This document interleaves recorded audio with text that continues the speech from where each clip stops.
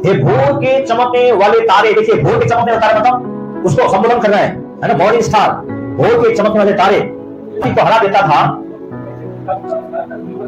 तो अब कैसे काट कर भूमि पर गिर गया है कि मैं अपना सिंहासन, देखिए वो स्वर्गदूत बोल रहे, इसका नाम लूसीफर था, मैं अपने सिंहासन को स्वर्गदूत परमेश्वर के सिंहासन से ऊपर करूंगा, है ना, हेडिस में तुझे उतारा जाएगा। तो ये वही पुरुष है, वही स्वर्गदूत है तो पृथ्वी के लोगों को चैन से रहने न देता, जो उसने अपने आप को कुरूप बनाया और उसके अंदर इतना गुस्सा आया कि वो परमेश्वर की सृष्टि को नष्ट करना चाहता है।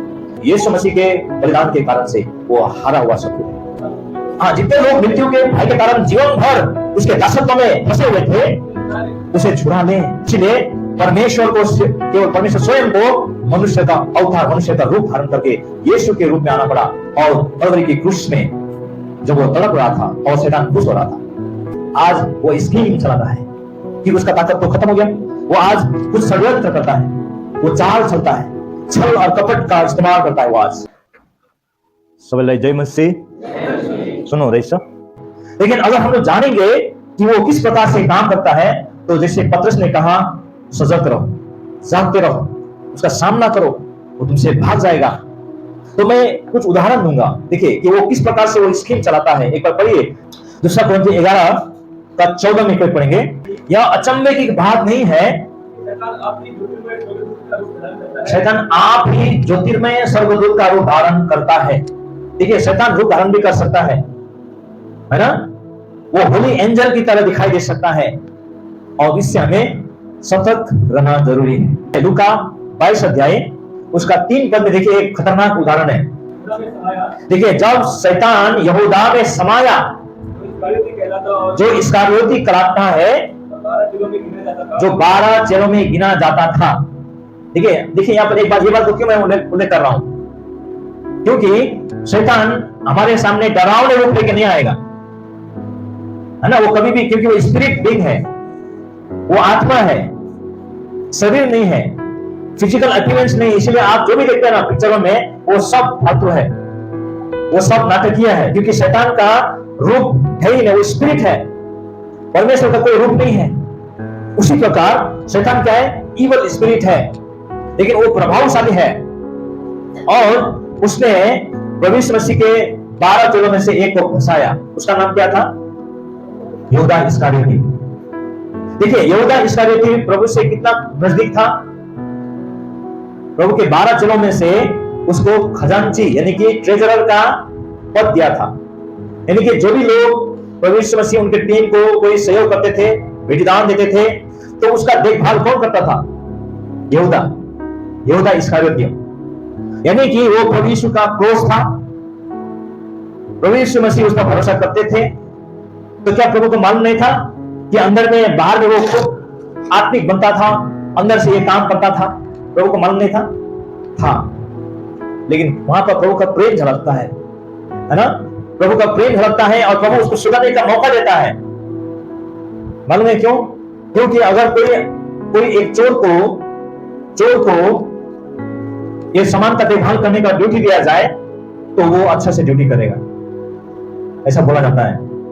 तो प्रभु यीशु ने यहूदा इस्करियोती को, ये सब जानते हुए कि वो वहां से पैसा चुराता है, वो लोभी है और धन के पीछे भागता रहता है, वो छली है, लेकिन फिर भी वो काम क्यों दिया, ताकि प्रभु को लगा शायद इसको सुधरने का मौका देना चाहिए।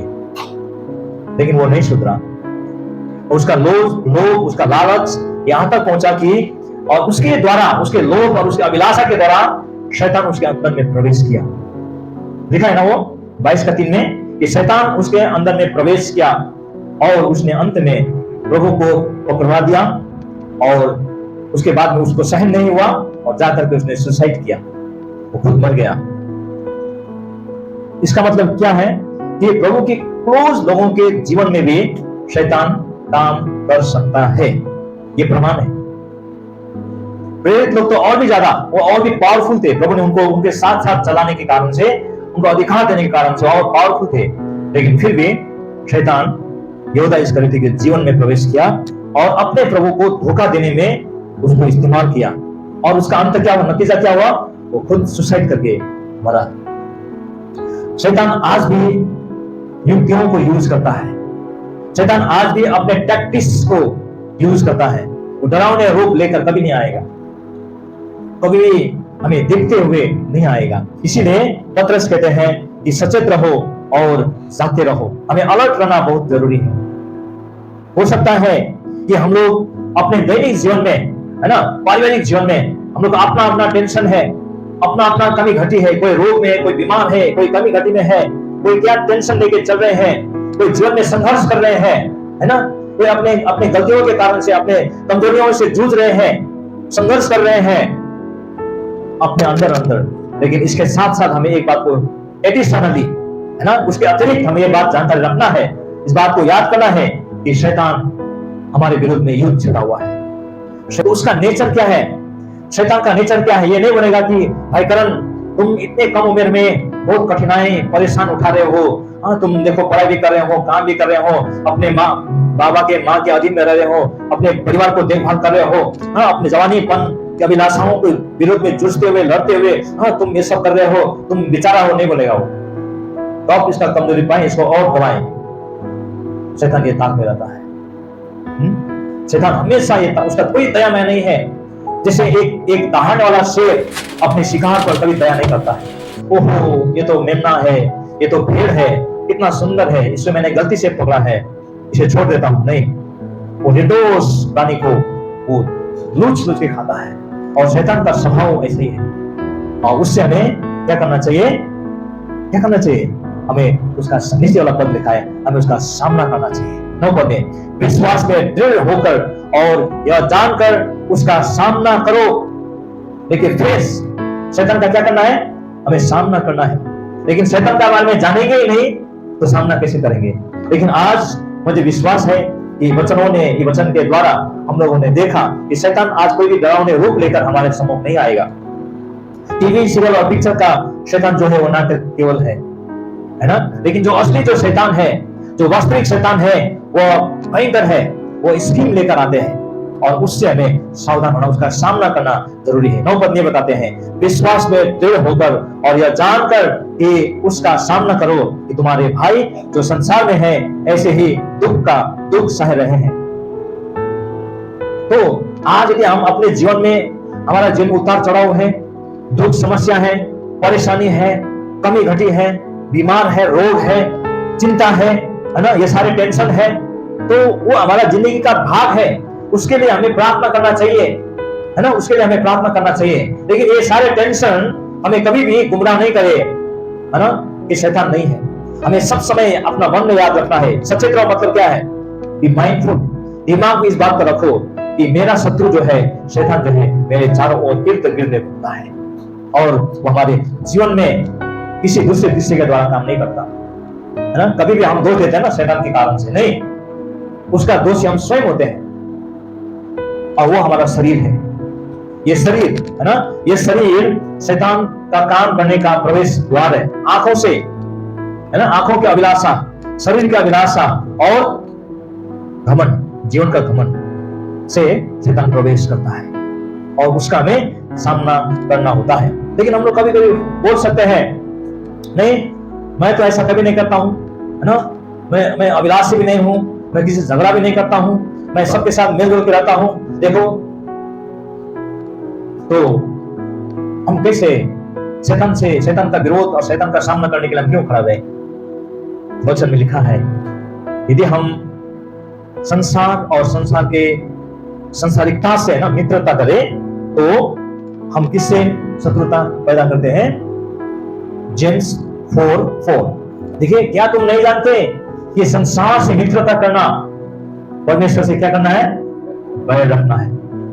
और यदि हम परमेश्वर के साथ शत्रुता करेंगे तो परमेश्वर के साथ शत्रुता निभा पाएंगे? नहीं, शैतान भी नहीं सका। शैतान परमेश्वर का शत्रु डे 1 से बना जब परमेश्वर ने उसको नीचे गिराया। लेकिन शैतान का हालत क्या हुआ? शैतान आज उस न्याय के दिन का इंतजार कर रहा है और उसका ये योजना है कि हम तो डूबे सनम, हम बहुतों को लेके डूबेंगे, हम बहुतों को लेके जाएंगे साथ। शैतान का यही इच्छा है आज। हम तो डूब रहे, हम तो मरे हुए हैं, शैतान जानता है आज। लेकिन वो झूठ का पिता है ना, शैतान से बचना भी जरूरी है। तो प्रभु यीशु मसीह को उसने झूठ बोला था, मालूम है? जब प्रभु यीशु मसीह 40 दिन और 40 रात उपवास करने के बाद में वो बहुत ही दुर्बल हुए थे शारीरिक रूप में। मत्ती 4 अध्याय में पढ़ते कि नहीं पढ़ते हम लोग? और शैतान आके बोलता है, यदि तू देख, ये सारे देख, वैभव को देख, संसार के राज्य को देख, यदि तू मुझको एक बार मेरे सामने दंडवत करे, मुझे प्रणाम करे, तो ये सब कुछ मैं तुम्हें दूंगा। वहां भी झूठ बोल रहा है, लेकिन प्रभु को मालूम था ये झूठ बोल रहा है। कैसे मालूम था? क्योंकि वचन में क्या लिखा है, आकाश और पृथ्वी उसमें जो कुछ भी है परमेश्वर मेरा है। तो शैतान वहां झूठ बोल रहा है, और प्रभु ने क्या कहा, हे शैतान मुझसे दूर होगा, और शैतान भागा।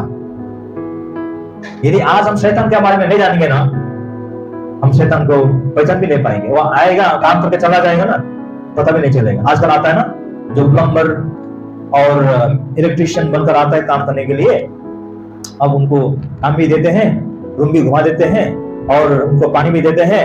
उसके बाद में क्या पाउडर छिड़ा करके वो सब काम करके जाता है, तिजोरी भरती जाता है। शैतान भी आज इस प्रकार से काम करता है, पता नहीं चलता है, रूप बदल के भी आ सकता है। उसका युक्ति होता है ना, वो झूठ का पिता है। सारे झूठ जितने बोलते हैं ना, यूहन्ना 8 अध्याय का 44 पद पे पढ़े एक बार जल्दी से। तुम अपने पिता शैतान से हो और अपने पिता के लालसा को पूरा करना चाहते हो। वो आरंभ से, शुरू से हत्यारा है और सत्य पर स्थिर न रहा, क्योंकि सत्य उस पर है ही नहीं। और जब वो झूठ बोलता है और अपने स्वभावों के कारण से बोलता है, क्योंकि वो झूठा है, वरन वो सारे झूठ का पिता है। तो यदि आज हम झूठ बोलेंगे तो क्या हो, किसके बच्चे होंगे हम लोग? अगर आज हम झूठ बोलेंगे तो हमारा फादर कौन होगा? शैतान। इजीली फंसा देगा, है ना। एक झूठ बोलना 100 झूठ बोलने का बराबर है, क्योंकि एक झूठ को छुपाने के लिए 100 झूठ बोलना पड़ता है। वो सिलसिला लगता है, नरक कुंड का यात्रा शुरू होता है। इसलिए प्रभु ने कहा है, तुम्हारे हाँ तो हाँ, ना तो ना, इससे ज्यादा नहीं। यदि आज हमें इस प्रकार से कोई फंसाएगा ना, हमें प्रभु यीशु की उस युक्ति को सोचना चाहिए। शैतान का सामना हमें करना है। खाली उछलने से नहीं होगा। शैतान मतलब कुलचिंचु ईश्वरी भनेर हुँदैन। कितना बोलता है ना, शैतान को मैं ऐसे कुलचिंचु ऐसे बोलता है, नहीं होगा ऐसे। बेचारा चींटी मरेगा, लेकिन शैतान नहीं मरेगा। शैतान को इस प्रकार से यदि हम लोग सामना करेंगे, शैतान बोलेगा ये उल्लू है, मेरे को नहीं पहचानता है, इसको मैं फंसाऊंगा। तो इसीलिए आज आपको मुझको सतर्क होना जरूरी है। इसीलिए लिखा है, सचेत रहो और जागते रहो। याकूब 4 अध्याय 7 पद से नीचे पढ़ेंगे। परमेश्वर के अधीन हो जाओ और शैतान का सामना करो। देखिए, हम शैतान का सामना कैसे करेंगे? जब हम परमेश्वर को अधीन हो जाएंगे, अपने आप को परमेश्वर के हाथ में समर्पण करेंगे, यानी कि परमेश्वर का इच्छा को ढूंढेंगे। मैं ये करना चाहता हूँ, प्रभु आपका इच्छा है कि नहीं मुझे बताओ। प्रभु मैं यहाँ जाना चाहता हूँ, आपका योजना है कि नहीं मुझे बताओ।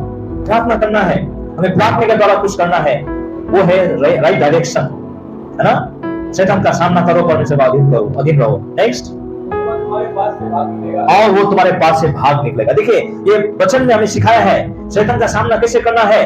बाइबल को कितने बोलता है, बाइबल को मैं सिरहानी बना के होता हूँ, शैतान नहीं आएगा, है ना। बाइबल को मैं दिखाऊंगा, गौर बनाऊंगा इस करके। ये सारे पिक्चरों में दिखाई देता है। शैतान उससे भागने वाला नहीं है, लेकिन शैतान कब भागेगा? जब हम परमेश्वर के अधीन में रहेंगे, उसका योजना को ढूंढेंगे, धीरज में रहेंगे, विश्वास में रहेंगे, उसके युक्तियों को पहचानेंगे, है ना। सोच और समझ का आंख पर रखेंगे, तभी बोलेगा ये तो चालाक है। परमेश्वर के निकट आओ, वो तुम्हारे निकट आएगा। देखिए, जब हम परमेश्वर के जितना नजदीक जाएंगे, परमेश्वर हमारे नजदीक आएंगे। देखिए, आदान प्रदान है, गिव एंड टेक पॉलिसी है ना। जो रिएक्शन होता है ना, Newton's law, equal and opposite reaction. हम जैसा करेंगे वैसा होगा। हम परमेश्वर के नजदीक जाएंगे, परमेश्वर हमारे नजदीक आएंगे। परमेश्वर से दूर होंगे, परमेश्वर भी हमसे दूर हो जाएंगे। कोई जोर जबरदस्ती नहीं है, हमारे ऊपर में प्रभु ने दिया है। हम क्या करते हैं आगे? हे पापियों, यानी कि पश्चाताप करो। हे दुर्चित्ते को, यानी कि जो डाउट करते हैं, अपने डाउट को क्लियर करो, हृदय को पवित्र करो। दुखी हो, शोक करो, यानी कि पश्चाताप करो और रो। तुम्हारे हंसी शोक में और तुम्हारे आनंद उदासी में बदल जाएं। प्रभु के सामने दीन बनो, वो तुम्हें क्या बनाएगा? क्या बनाएगा? शिरोमणि, यानी कि सिर बनाएगा। तो ये सारी बातें बाइबल में है ना, बाइबल के अंदर में है, लेकिन ये खजाना है। लेकिन आज हमें पढ़ना चाहिए, इसका ध्यान करना चाहिए, और जो शैतान हमारा विरोधी है उसके बैकग्राउंड को जानना चाहिए, और उसका जो टैक्टिक्स है उसको जानना चाहिए, उसका काम करने का जो रणनीति है ना, उसका स्ट्रेटेजी क्या है, वो कैसे चाल चलता है, कैसे लोगों को फंसाता है, वो सारे बातों को यदि हम जान गए तो शैतान हमें कभी भी पराजित नहीं कर सकता।